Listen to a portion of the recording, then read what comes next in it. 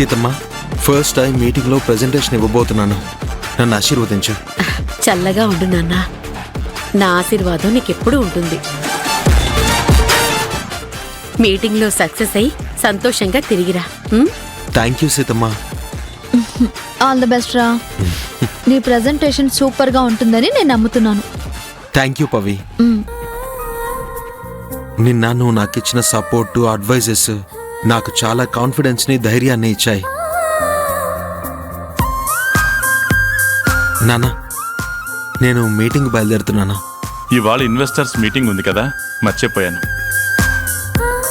అది బాగా ప్రిపేర్ అయ్యావా? మనం వేసే మొదటి అడిగే మన గమ్యస్థానం ఎలా ఉండాలో డిసైడ్ చేస్తుంది. మీ పేరు, అరవింద్ అన్నయ్య పేరు నిలబెడతాను నాన్న. గుడ్.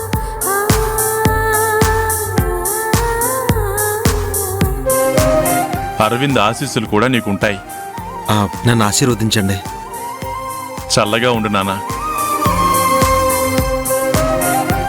నువ్వు ఎన్నో ఉన్నత శిఖరాలకి ఎదిగి మన కంపెనీ పేరు నిలబెట్టాలి. తప్పకుండా నాన్న. Thank you.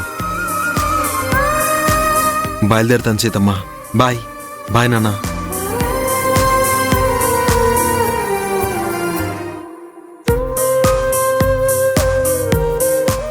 సీతమ్మతో ఆదికి చెప్పించే టైం లేదు.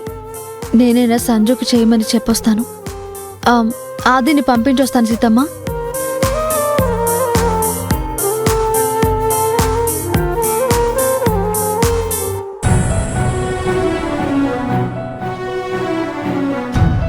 ఎందుకన్నయ్యా కన్నీళ్ళు?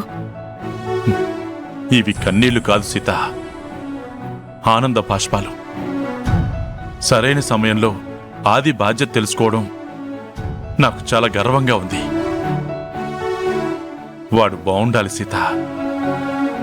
ఆది తప్పకుండా మంచి పొజిషన్కి వెళ్తాడన్నయ్యా. మీరు ధైర్యంగా ఉండండి.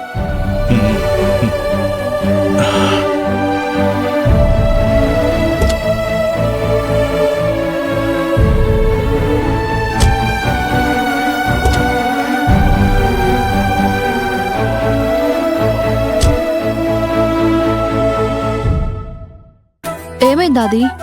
సాయంత్రం నీకు డాక్టర్ అపాయింట్మెంట్ ఉంది. నేను మీటింగ్ అయ్యాక వచ్చి తీసుకెళ్తాను. సరేరా, కానీ నా మాట విని ఒకసారి సంజుకి ఫోన్ చేసి మాట్లాడు. ప్రెజెంట్ నా మైండ్ అంతా బిజినెస్ మీదే ఉంది. ప్రత్యేకించి తనతో మాట్లాడే పరిస్థితి ఏం లేదు. ఒకవేళ సంజు ఫోన్ చేస్తే గనక మాట్లాడతాను. ఓకేనా? అది కాదా అది. పవి, నాకు టైం అవుతుంది. బాయ్.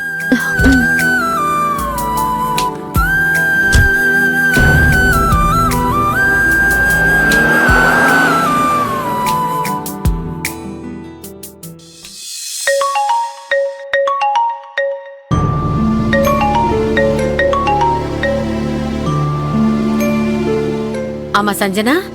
సీతమ్మ, ఆది పద్ధతి అస్సలేం బాలేదు.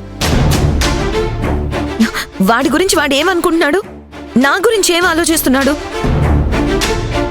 ప్రేమించిన అమ్మాయిని రేపో మాపో పెళ్లి చేసుకోబోతున్న దాన్ని నాతో ఎలా ఉండాలో, ఎలా మాట్లాడాలో, నాకెంత ఇంపార్టెన్స్ ఇవ్వాలో తెలీదా వాడికి? అసలేమైంది సంజన? ఎందుకంత కోపం? ఆది ఏం చేశాడు? వాణ్ణే పిలువు సీతమ్మ. వాడేం చేశాడో వాడితో పాటు నీకు కూడా తెలుస్తుంది. ఆది ఇంట్లో లేడమ్మా. ఇవాళ ఇన్వెస్టర్స్ మీటింగ్ ఉంది కదా, అందుకోసం ఆఫీస్కి వెళ్ళాడు. అసలు ఆది ఏం చేశాడో నాకు చెప్తే నేను వాడితో మాట్లాడతానుగా. రాత్రి నేను ఆదికి ఫోన్ చేశాను సీతమ్మ. వాడి మంచి కోసం 4 మంచి మాటలు చెప్తే కోప్పడి తిట్టి పెట్టేశాడు. కనీసం పొద్దునైనా నాకు ఫోన్ చేసి సారీ చెప్పాలా? అది కూడా లేదు. అట్లీస్ట్ మీటింగ్కి వెళ్తున్నాను, విష్ చేయమని కాల్ చేస్తే నేను హ్యాపీగా ఫీల్ అవుతాను కదా. అసలు నేనంటే లెక్కే లేదు ఆదికి. ఫోన్ చేయడు, నేను చేస్తే తీయడు, తీసినా బిజీ అని పెట్టేస్తాడు. మరీ లోకువైపోయాను. సంజు, ఏంటి? ఆది నీతో సరిగ్గా మాట్లాడకపోవడానికి నిన్ను చులకనగా చూడడమో, నిర్లక్ష్యం చేయడమో కాదు. ఫస్ట్ టైం బిజినెస్ మీటింగ్ అనేసరికి టెన్షన్లో ఉన్నాడు. అందుకే నీతో రాత్రి సరిగ్గా మాట్లాడలేకపోయాడు. పొద్దున్నే ఫోన్ చేయలేకపోయాడు. నీ కోపం నాకు అర్థమవుతుంది, కానీ ఆదిని కూడా అర్థం చేసుకో సంజు. ఏం చేస్తావ్? నా జాతకం అలా తగలడింది. ఆ విషయాలు కూడా నువ్వు చెప్తేనే తెలుసుకోవాల్సిన పరిస్థితి వచ్చింది. వాడికి నేను తప్ప అందరూ ఎక్కువైపోయారు. నేనేం చెప్పినా నచ్చదు. అదే మాట వేరే వాళ్ళు చెప్తే వింటాడు. నేను వాడికి ఏమీ కాకుండా పోయాను. సంజన, నేను ఇన్వాల్వ్ అయ్యి మాట్లాడడం కరెక్ట్ కాదు, కానీ మీ ఇద్దరు నా ఫ్రెండ్స్. మీ మనస్తత్వాలు నాకు తెలుసు కాబట్టి చెప్తున్నాను. నీకే కాదు, వాడికి కూడా చెప్పాను, మళ్ళీ చెప్తాను. చిన్న చిన్న అపార్థాలు, ఆవేశాల వల్ల పెద్ద గొడవగా మారుతుంది. వాడున్న వర్క్ మూడ్లో నువ్వు ఫోన్ చేస్తే అలా ప్రవర్తించి ఉండొచ్చు. మీటింగ్ టెన్షన్లో నీకు ఫోన్ చేయలేదు. తప్పకుండా మీటింగ్ అవగానే నీకు ఫోన్ చేసి మాట్లాడతాడు. నీ మీద ప్రేమ తప్ప వాడికి కోపం ఎప్పుడూ ఉండదు సంజు. నువ్వు వాడి మనిషి అన్న చనువుతో కాస్త అసహనం చూపించి ఉండొచ్చు. కొంచెం కూల్గా ఉండు, అన్నీ సర్దుకుంటాయి. చెప్పడం పూర్తయిందా?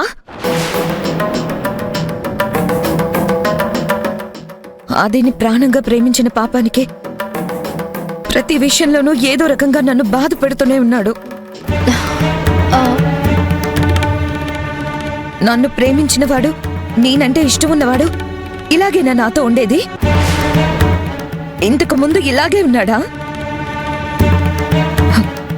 ఎవరు చెప్పారో ఏమనుకొని చెప్పారో కానీ అది పూర్తిగా మారిపోయాడు. వాడు నాకేమీ ఫోన్ చేయాల్సిన అవసరం లేదు. వాడితో మాట్లాడాల్సిన అవసరం నాకు లేదు. అది కాదు సంజు. అరే